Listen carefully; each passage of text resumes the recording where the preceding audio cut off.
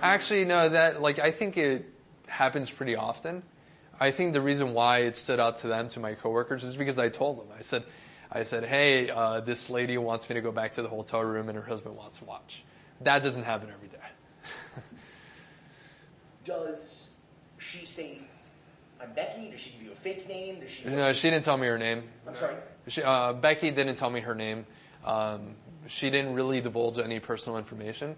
And she didn't even give me her number. She's like, oh, let me get your number and I'm going to call you. And then after my shift, she called me through a blocked number. And then she says, hey, so do you know where we should stay? She started asking me if I had any other hotel recommendations. They didn't want to do it at the Fontainebleau because their kids were staying there. So they wanted to get away from the property. That's what she told you when she called? Yeah, she's like, do you have any recommendations? I'm like, honestly, I don't really know. You guys just pick. It doesn't matter. And then I got a call about an hour later, and then she said, hey, so we rented a hotel room at the Days Inn, which is there's a big difference between the Fontainebleau Hotel and then the Days Inn, just around the block. And then I told my sister about this when I'm back home. I'm like, I don't know what I'm doing here. Like, again, she understood that I was just like this 20-year-old that I'm trying to break out of my shell, and I don't care. I'm just trying to experience life. It didn't really matter to me. So give this to me though. Yeah. So you go home and your shift ends. Okay. Yeah. So my shift ends, and I go home. I shower, I just relax for a bit. It's been a long day at work. And then, I talk to Becky. Wait, hold on. Do you want me to say the private number again, or? Yeah, no, but don't say, if you don't know her name yet, don't say her name. You don't even So just her. Say okay. her, yeah, for now, until you know, yeah. Okay. Until you know, the cougar, you go whatever you like. All right, so I'm going to start it from the beginning. Okay. So after, okay, let me see. So she didn't divulge any information, any personal information. She said, hey, let me get your number, and then I'll call you. So I gave her my number. Actually, wait, I'm missing one important detail, because Jerry actually comes down. Oh, okay, I was going to ask if you met him. Yeah, I completely, it's... You call him a husband, I guess, right? Right. So I'm talking to her, it's getting towards the end of my shift, and I'm telling her, hey, I'm going to have to go, let's exchange numbers, and she's like, no, I'm going to call you, just give me your number. And before what time was the end of your shift? What time? It was like around, let's say it was around like 6 p.m. And as I'm about to leave, Jerry comes down. And Jerry comes down in a Speedo. He's really... The husband. Because we don't know who he is. Right. Yeah, that's okay. Yeah, sorry. So as my shift is about to end around 6 p.m., we're wrapping up. We're putting all the towels away, all the chairs away. We're closing the beds. I asked her for her number, and she said, no, you give me your number, and then I'll call you. And I'm like, all right, that's fine. I gave her my number. And as I'm about to leave, her husband comes down, and he's like, hey, I want to introduce myself. I don't think he said his name. He wanted to introduce himself as her husband. And he's in a Speedo. Jerry her husband was really overweight. He was in a Speedo. I'm like, oh man, this is not what else. This is going to be really weird, right? But that's it. He just came, he just said hi, and then he left immediately. I'm like, what am I getting myself into? But whatever, I go to my car, I go home. Did you reconsider at that point? Oh, I was having this internal debate. Like, why am I doing this? Why should I do this? But I was a single 20-year-old. Like, why not? Who cares? But I had resistance, right? I had resistance, like, don't do it. This is stupid. You have no idea if they're luring you into a trap. How do you know if they're serial killers? You have no idea what they're going to do. Did she seem cool with her husband coming down? Was she kind of like get away? Like, was that coordinated? What do you think? It was definitely coordinated.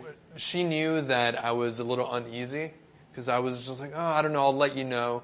And then he comes down just to say hi and try to make me feel normal about it, but it was not normal. I mean, he comes out in a Speedo, and it was a very weird image. And so I go home, take a shower, kind of cool down, relax. I tell my sister what's going to happen. She's like, oh, this doesn't sound like a good idea. And I probably should have listened to her. and I probably shouldn't have, gone back with him. What does she say? Does she say, like, you don't even know these people's names? Like, what the fuck are you thinking? What is that dialogue like with your sister? That's the voice of reason. Yeah, no, my sister was definitely the voice of reason at the moment. And I should have listened to her. She's like, you don't know their names? Why are you doing this? This is weird. Why does the husband want to watch? What is this? Like, what's going on here? I said, I don't know. I don't know. I'm going to do it. I really have no explanation for it.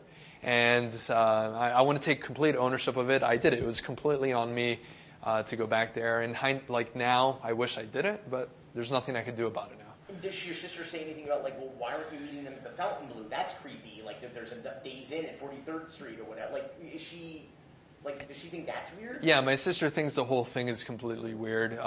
Aside from what's going to happen with him just sitting there and watching, also she's like, why are you guys going to the Days Inn when they're staying at the Fontainebleau? And then I told her, it's because their family's at the Fontainebleau and they don't want anyone to know. And they're like, okay, whatever. And she didn't, like, my sister's not judgmental. She doesn't, as long as I'm okay with it, then she's fine. But she did try to talk you out of it. She tried to talk me out of it, yes. So they came up with the date. What happened? They called you back and said, okay, we found the date. What happened? Yeah, so she calls me. She asked me to try to find a hotel. I didn't really know. I said, anything's fine. I don't care. And then that's when she said, all right, we found one at the Days Inn. I'm like, okay. Then I start driving there. Again, I'm trying to talk myself out of it, but then I'm also like, who cares? Let's just do this.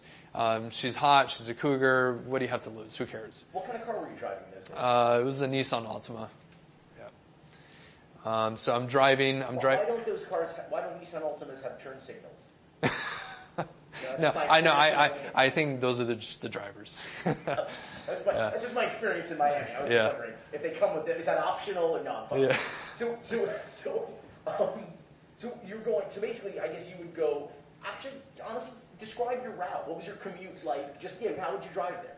All right. So I'm in Westchester, at my parents' house. Get in the car, hop on the highway.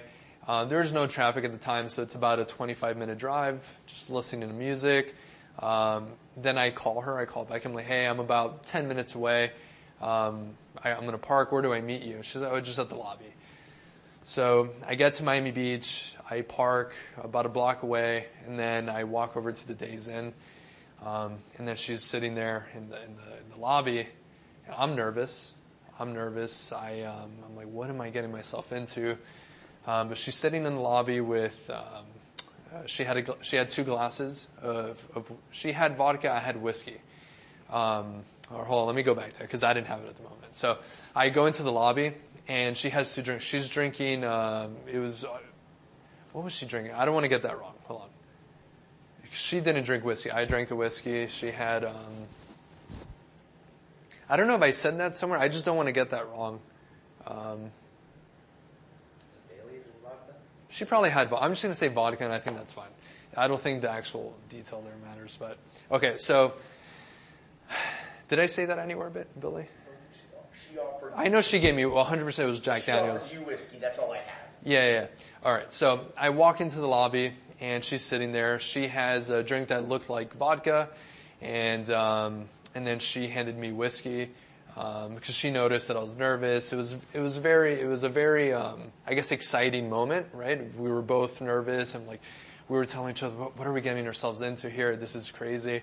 Was she at a bar? Or? No, she was just like so you walk in and you have the front desk area and she's just sitting on a couch in the lobby.